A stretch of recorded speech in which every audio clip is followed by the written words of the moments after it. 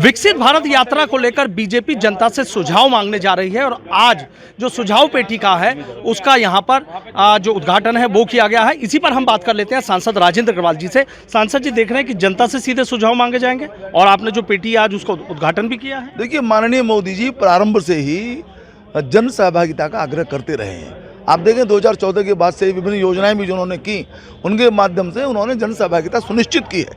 वो उनकी जो मन की बात है वो भी एक प्रकार से जनता के प्रति उनका साथ साथ संवाद रहता है।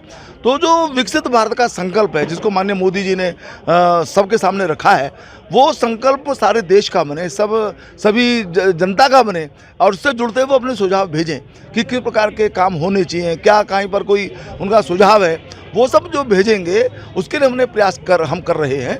प्रत्येक विधानसभा के अंदर 2 गाड़ियां घूमेंगी, 50 स्थानों पर मिनिमम वो रुकेगा। हमारे कार्यकर्ता भी उसके अंदर सहभागिता करेंगे, उनको प्रोत्साहित करेंगे और इन सुझावों का समावेश करते हुए हम अपने संकल्प पत्र को जो चुनाव की दृष्टि से होगा हम जारी करेंगे और निश्चित रूप से जैसे हमारी पार्टी की प्रतिष्ठा है उस संकल्प को पूरा भी करेंगे। उस संकल्प को पूरा करेंगे। एक बात मुझे बताइए, कितनी बड़ी है मोदी की गारंटी? विधायक जी, मोदी की गारंटी बड़ी है। मोदी की गारंटी तो है ही, उसकी भी गारंटी है। जनता क्या चाहती है वो जानना बहुत ज़रूरी है, इसलिए मोदी जी ने ये यात्रा निकाली है और इसका एक ऐप बना है, उसका मोबाइल नंबर भी दिया है 9090902024। उस पर मिस कॉल देकर भी वो सुझाव लिए जाएंगे। तो ये सुझाव जनता के पास पहुंचेंगे। जो प्रदेश से संबंधित होंगे वो प्रदेशों को भेज दिए जाएंगे और जो केंद्र संबंधित होंगे वो सब संकलन करके और जनता की आकांक्षाओं के अनुरूप ही काम किया जाएगा। अच्छा अमित अग्रवाल जी, आपको लगता है कि भाई जनता से सुझाव मांगे जाएंगे, सीधा जनता से भी जुड़ाव होगा और जनता को भी रहेगा भाई हमसे पूछा गया, उसके बाद घोषणा पत्र जारी किया गया? जनता सब जानती है, जनता सब देखती है और जनता सब चाहती है। जो चाहती है उसको हम काम को कर सकें, इसलिए ये संकलन किया जा रहा है। लग रहा है कि लाभ भी मिलेगा चुनाव में? निश्चित रूप से। किसी के मन की बात करोगे तो वो आपसे जुड़ जाएगा, कनेक्ट हो जाएगा तो फिर वो कन्वे हो जाएगा तो कन्वर्ट हो जाएगा। और हमारा काम कन्वर्ट करने का ही तो है।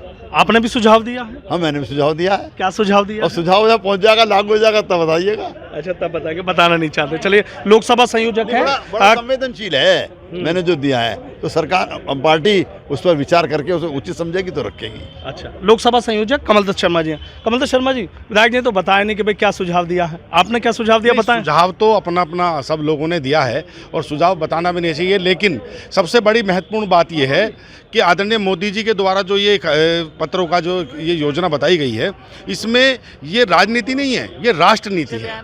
ये राष्ट्र नीति के अनुसार उन्होंने ये कार्यक्रम का संयोजन किया है और इसके अंदर अगर पत्र जनता के उनके पास पहुंचते हैं और सुझाव पहुंचते हैं तो उसमें जो महत्वपूर्ण बिंदु है वो उसको शामिल करेंगे और हमारा जो देश है जो 2047 तक विकसित बन जाकर विश्व गुरु भी बनेगा, ये उसी में कदम है। पूरी तैयारी करिए, पूरी प्लानिंग है इसको लेकर? पूरी प्लानिंग है और एक एक पत्र माननीय प्रधानमंत्री जी जो प्रदेश के संबंध का होगा वो प्रदेश का और जो केंद्र का होगा केंद्र में पहुंचेगा और उस पर गंभीरता से विचार होगा। गंभीरता से विचार हुआ। जिलाध्यक्ष शिव कुमार राणा जी, सब लोगों की तो बात सुन ली है। जी। सुझाव दे दिया आपने भी? सुझाव दे दिया।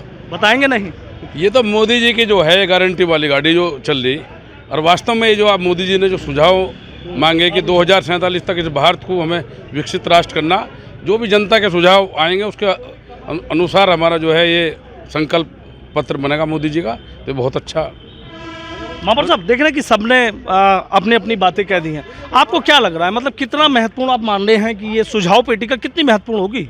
देखिए, ये जो आज यहाँ पर सुझाव लिए गए हैं, पहले तो इसमें कोई दो राय नहीं कि परम श्रद्धेय प्रधानमंत्री जी के नेतृत्व में पिछले 10 सालों से जो भी काम हुए हैं वो देश में डेवलपमेंट बहुत हुए हैं, विकास हुए हैं, एक्सप्रेस वे बने, हाईवे बने, एयरपोर्ट बने, मेडिकल कॉलेज बने हैं। और आपने ख़ास तौर पे देखा होगा राष्ट्र हित में जो कार्य ज़रूरी थे, 35 से धारा 370, राम मंदिर, जो भी काम परम श्रद्धेय प्रधानमंत्री जी के नेतृत्व में हुए हैं वो काम पहले कभी नहीं हुए।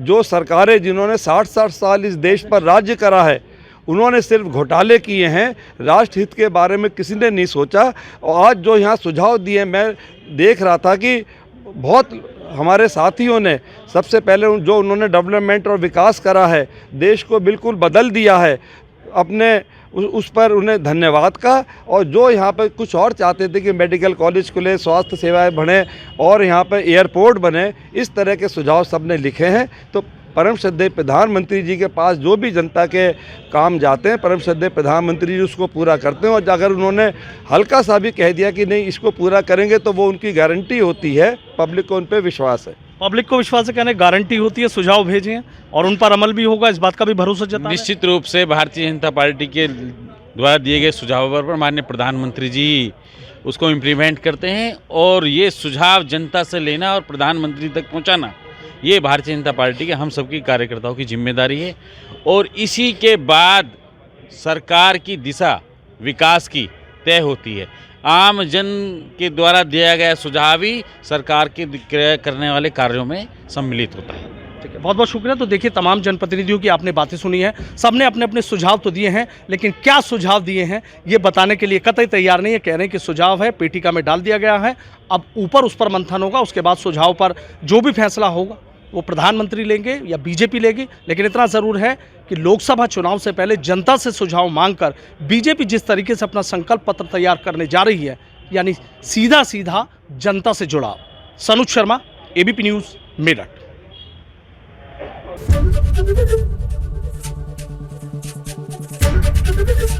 एबीपी गंगा, खबर आपकी, जुबान आपकी।